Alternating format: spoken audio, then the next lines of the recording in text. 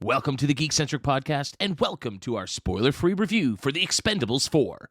You choose this life over friends, over family.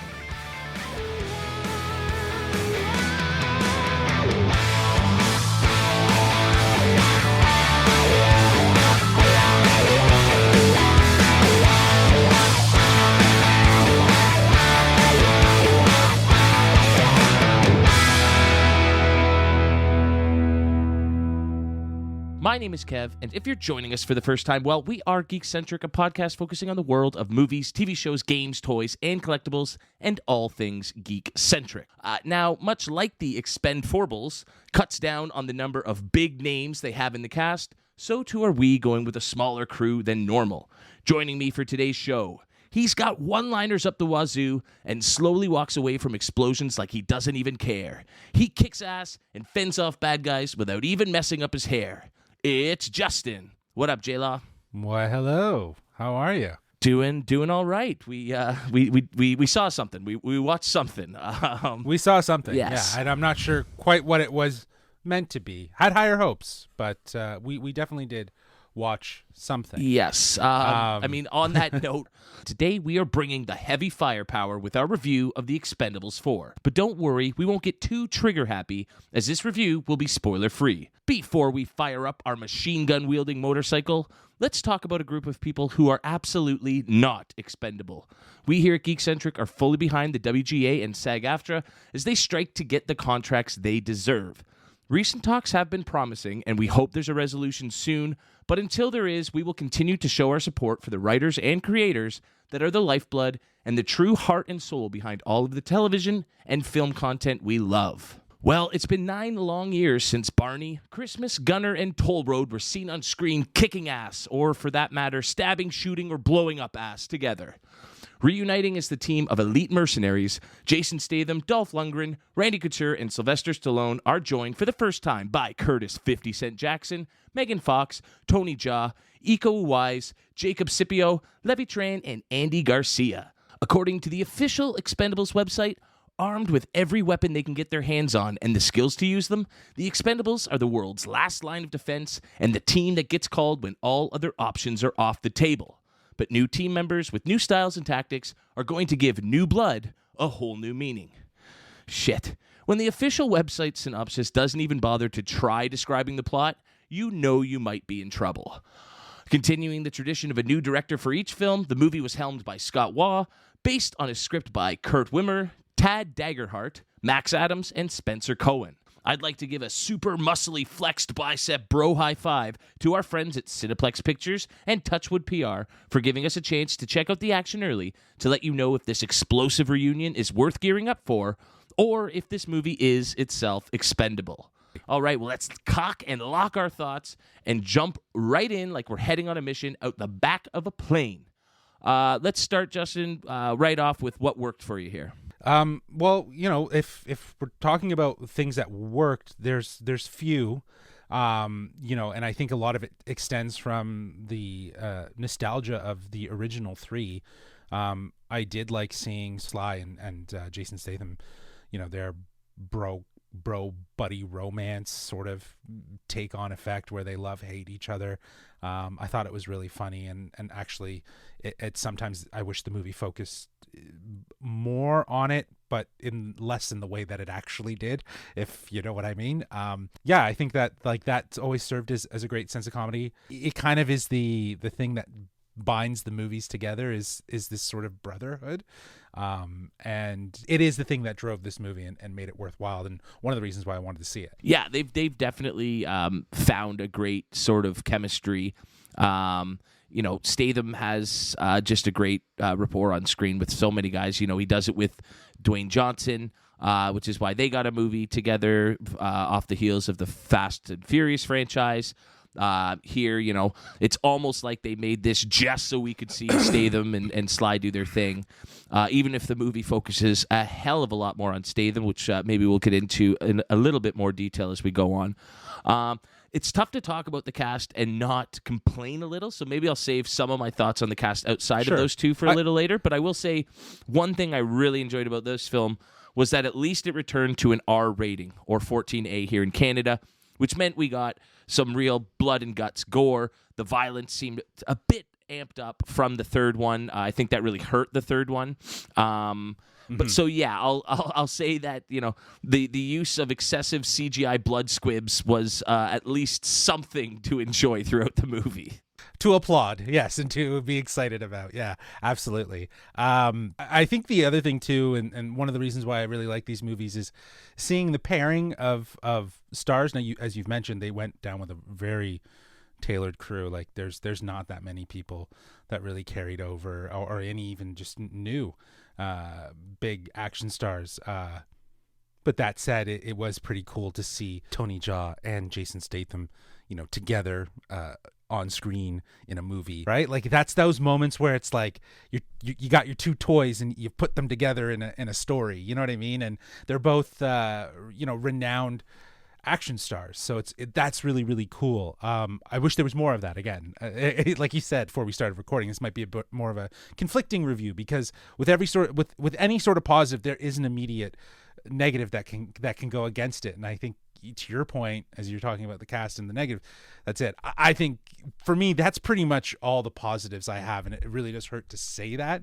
about it. But how about yourself? Is there any other positives you got? I mean, yeah, I'll you know, Tony Jaa is a lot of fun in this. Again, I just wish we had more. Exactly. Another thing that I wish we had more of, that they did do in little pockets here, you know, there's a really fun tongue-in-cheek moment with 50 Cent. And for me, that moment's very reminiscent of Arnold asking in number 2, you know, who's next, Rambo? You know, because these action stars keep coming out of nowhere. There's a great scene with Chuck Norris where he makes a Chuck Norris joke about, you know, I heard you got bit by a cobra. Yeah. And after 5 agonizing days, the cobra died.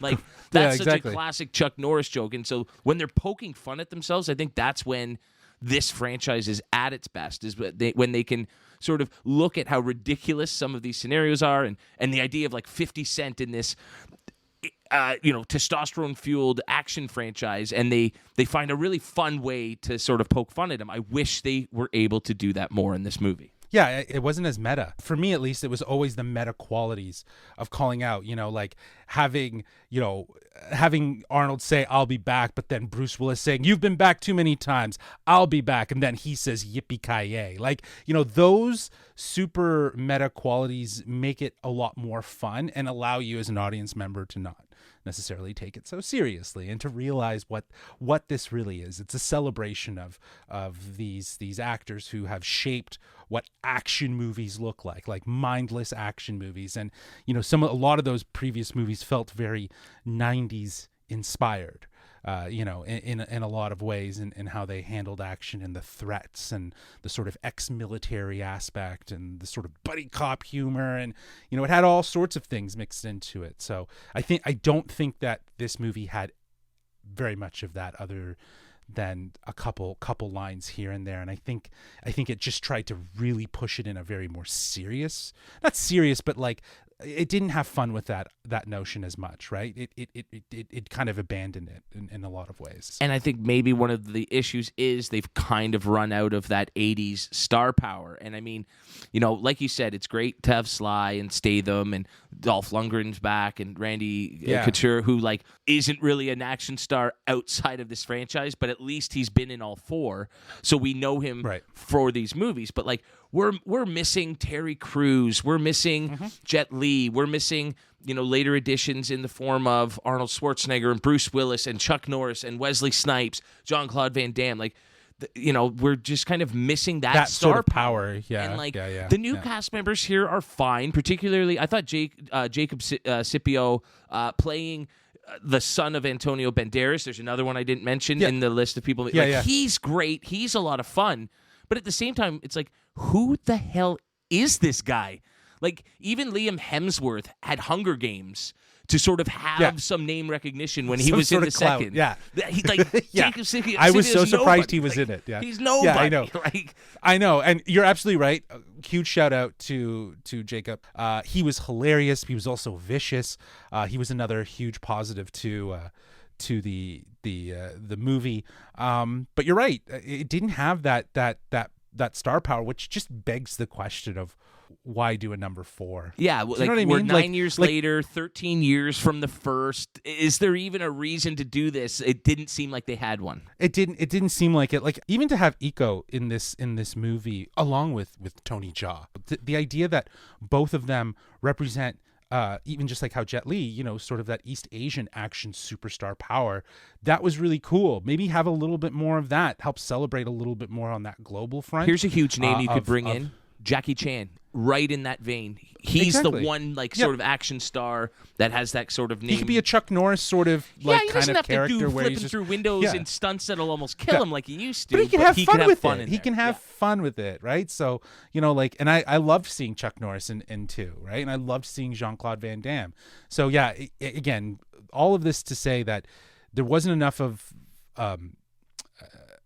that sort of multi-layer acting diversity from the sense of the star power that really drove the first 3 Expendables featured in this one, which just I wonder, like, why bring this back in theaters too? Like, just in theaters, like, I would have, if this was the Expendables 4, I would have just pushed this to streaming, right? Absolutely. It very much felt like a direct to DVD action film rather than this theatrical blockbuster release. Yeah. And that you mentioned Iko Uwais, who, you know, is great in the small role they give him, but it wasn't the right role. His strengths are in amazing choreographed fight scenes, and that's not what they asked him to do here. And that was, I think, one of the other big problems missing from this movie is there wasn't a legitimate scene-stealing bad guy. They do try maybe towards the end, but it's too little too late at that point.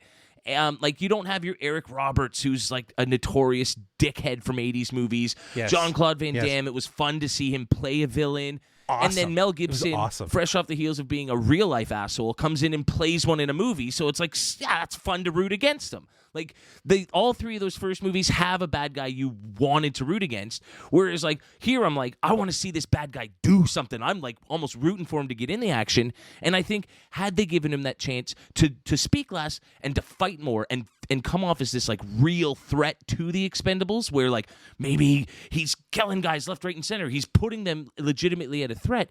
It would have been so much more satisfying as we got to the climax with his character, you know, and instead it just all felt a bit flat. They needed some big personality to sort of carry what was a very thin, illogical plot, you know, and that, I think, hurt it. Yeah, that is well said. That thin plot is definitely one of the biggest negatives to this movie. Partway through the movie, I kind of looked over to you and, you know, gave you my early suspicion as to what was going to happen. And I think that was cooler than what we got. It would have been way better than what we got. But it was crazy how right after I said that to you, I started to see, and then I was like, oh, this is a threat. And it really amassed to nothing. It was really worthless. And what it ended up being was just it was just disappointing, right? It just added to the whole idea of, like, this feels direct to DVD and not worth a theater experience. All power to the studios for putting this in theaters, but theater goers are evaluating what is worth it and what it's not. And I think even more so now, given a post-pandemic lifestyle, right? Like how much you're going to the movie theaters, and with streaming having such an open platform for movies to get sort of seen quickly, I feel like this could have been a movie that played better there than in theaters. And it's almost, being in theaters is going to hurt this movie more than if they just went to streaming, if that makes sense. Yeah, like I think this movie needed to be awesome and get a great early word of mouth, because the poster and the names on that poster I don't think are enough to just put butts in seats. Nobody's going to spend $20 to see an action movie with the names Curtis Jackson and Megan Fox on it. And again, that's nothing to say anything about their performances in the movie. There's so much like actual negative shit I can say about it that I'm not going to nitpick the limited roles they were given and the limited, you know, scripts they were given to work it's limited with. material. Yeah, exactly. And like, speaking of limiting, like there's a situation where most of the cast is prevented from doing anything action related for like the entire middle chunk of the movie. And so you basically just have Jason Statham doing action shit. And it's like more like The Expendable than it is the Expendables. I found that such an odd choice that in an action movie based on like a group fighting together, you limited that for like half of the movie, while also limiting the scope of the film and the you know, the scale of it, considering most of it takes place in one location, and that again like got a little repetitive. The hallways all start to look the same. The rooms all start to look the same. They have like 3 different shootouts in the same control room of this ship. Like it just didn't feel as big and broad, and there weren't 5 helicopters shooting at each other in the skies and 10 tanks blowing each other up. It was a bunch of people with guns shooting at each other, and like it just was so small compared to the first 3. Exactly. The scale of it was so small. It's like, why put this in theaters? Right? The scale for the other 3 movies before it was at least justifiable as to why. And like you said, you had names in that represented iconic action superstars from different generations, right? And what was great about 3 is that they were still able to incorporate a next generation with some no names, but still give this idea that it's not all just about, you know, just those veterans like the Wesley Snipes, like who shows up at the beginning of 3, which is awesome. So like, again, I don't really understand why this was pushed to theaters. I don't think it was really worth it. And I don't know. It's just, as someone who's a fan of the franchise, like I like bad movies. I you know, sometimes I appreciate them for what they are. And I'm not saying the previous 3 movies are great or bad. They're okay and each in varying degrees. But to your point, is what you said, there's a lot more effort in those movies than there seems to be in this 4th movie. You know, as you said, 9 years later. Yeah. 9 years later. How did this movie have 4 writers? 4 writers it took. Like, come on. Like, this movie is an argument for AI, if anything, and we are staunchly against that. So, like, that's not a good thing. That's awesome. And you know, speaking of, the tagline for this movie is "They'll die when they're ready." Well, I think we are ready. So why don't we move to our ratings and wrap this sucker up in a body bag? Today, we'll be going on a score of 1 to 5 bloody CGI bullet squibs. And also, just when you're giving your score, I'd love to know where this ranks in the Expendables series, even if you want to do a really quick, explanation-free rundown of how you'd rank all 4, because I know you did a recent rewatch. Yeah. I feel like if I were to go from best to worst, I think I would probably put number 1 up there.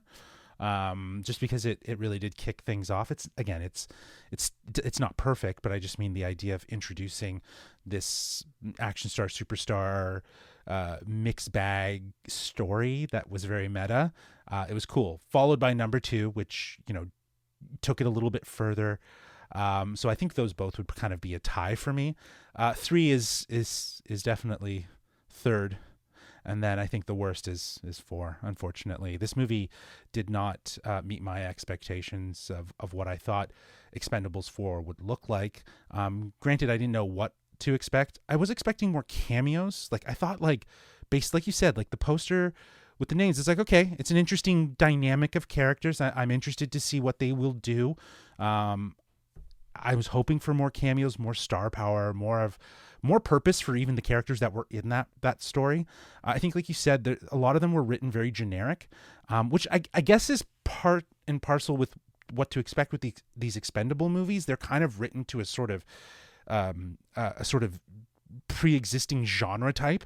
It didn't really add anything. And again, as we were talking, what was the value of putting this movie in theaters? I couldn't see it. It didn't have that power. The story was awful. The threat was silly. If anything, I would have rather this just been a Jason Statham and Sly Stone movie rather than anyone else, and maybe you have Dolph and Randy as sort of the guys who are trying to get them back in work and they don't want to do it. I don't know. There could have been a really different way they could have done it. But yeah, I'm giving this one a 2.5 out of 5. Yeah, this movie is not an Expendables movie. It is a forgettable movie, 100%. I think we harped on the movie more than enough during the review, because as much as we hate to just sit down and shit on something, sometimes you don't have a choice. And I just think it is, like you said, the wasted opportunity here. If you're going to come back all this time later, you either have to go bigger and better than you've ever gone before or go completely different. And instead, this was just a rehash of everything we've seen in the first movies, but to a lesser scale. And like you said, it's a lesser scale, and even the new stars that they bring in, again, they're serviceable. They do what they do whatever they're asked, but they weren't asked to do enough, and it wasn't tailored to them specifically. Like, when you bring in a guy like Terry Crews, it's so he can wield the biggest friggin' gun you've ever seen, and when you bring in a guy like Arnold, it's to deliver one-liners, and Harrison Ford comes in and he's an old grumpy bastard who doesn't want to be there. Like, there's another huge name that is just missing from this movie. And again, the ones that they do bring in are just, they're just wasted. It's a barely passable action film, and it's instantly forgettable. And it just severely lacks the things that made those first three films work.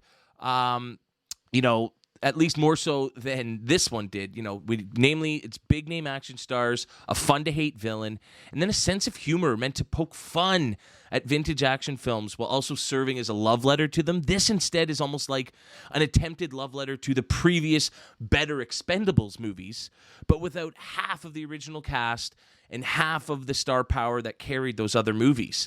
Again, you don't go into a movie called The Expendables 4 when there's a 4 in the friggin' title instead of an A and expect much. You just don't.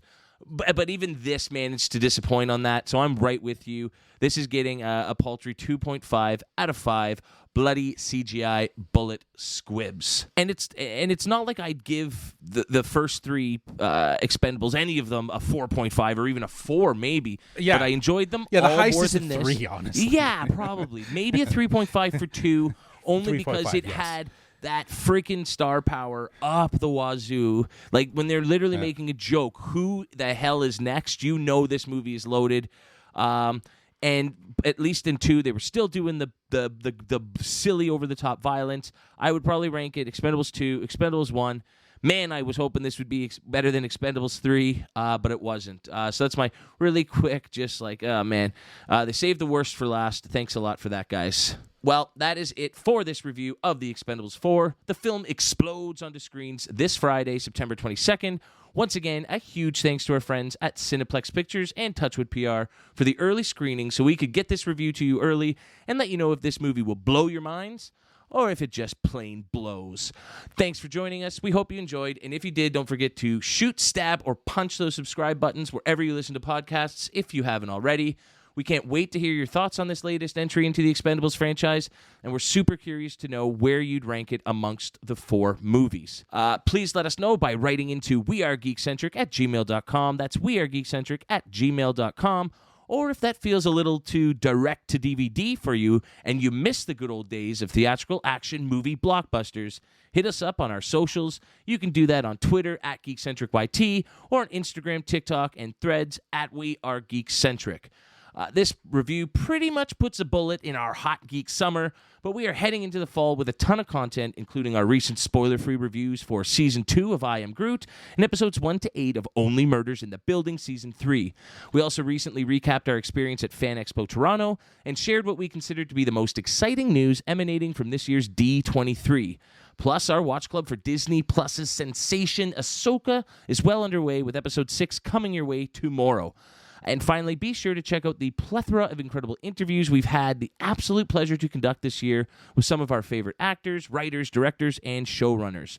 Those are available wherever you listen to podcasts and on our YouTube channel at youtube.com/geekcentric. But until next time, Justin, thanks for shooting the shit with me. And as we say, get home safe, guys. Peace.